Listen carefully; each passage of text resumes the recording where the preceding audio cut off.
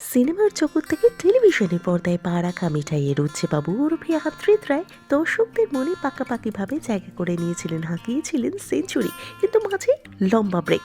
তখন তিনি কি করছেন, কোন নতুন প্রজেক্টে আসছেন সেটা জানার জন্য রীতিমতো মুখিয়ে রয়েছেন তার ফ্যান্স ফলোয়ার্স।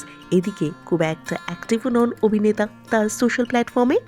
এদিকে ফেসবুকে তাকে পাওয়া গেল, ইনস্টাগ্রামে তাকে পাওয়া দুষ্কর। তার তো কোনো অ্যাকাউন্টই নেই, নাকি কোনো ছদ্ম অ্যাকাউন্ট রয়েছে তার, এমন প্রশ্নই ঘুরপাক খেত এতদিন তার ফ্যান্স ফলোয়ার্সের মনে।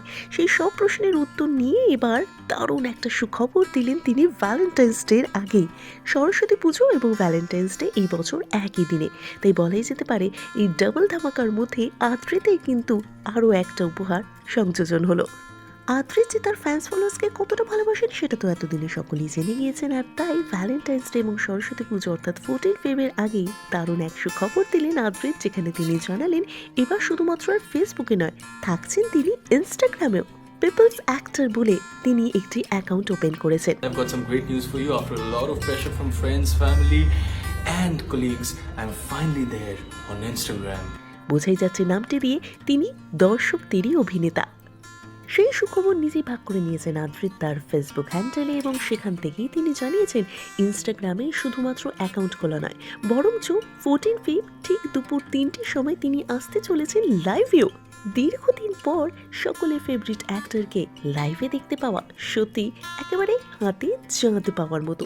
মাঝে অবশ্য আদ্রিতকে দীর্ঘদিন না পাওয়ার জন্য গুঞ্জন উঠেছিল নতুন কোনো মেগায় ব্যাক করছেন অভিনেতা, তবে সেই সবকে তিনি নস্যাৎ করেছেন। আবার অন্যদিকে তার পার্সোনাল লাইফ নিয়ে উঠেছিল কথা, যেখানে জানা যাচ্ছিল তিনি নাকি জানুয়ারিতেই বিয়ের পিঁড়িতে বসতে চলেছেন। তবে সবটাই যে গুজব সেটা প্রমাণ করে দিয়েছেন আদ্রিত, আর এখন তাই দর্শকেরা তাকে অভিনয় জগতে আবারও ফেরত পাওয়ার জন্য মুখিয়ে রয়েছেন। আর এই গুড নিউজটা শেয়ার করে নিয়েছে এসবিএফ মিউজিক তার ইনস্টা হ্যান্ডেল থেকে।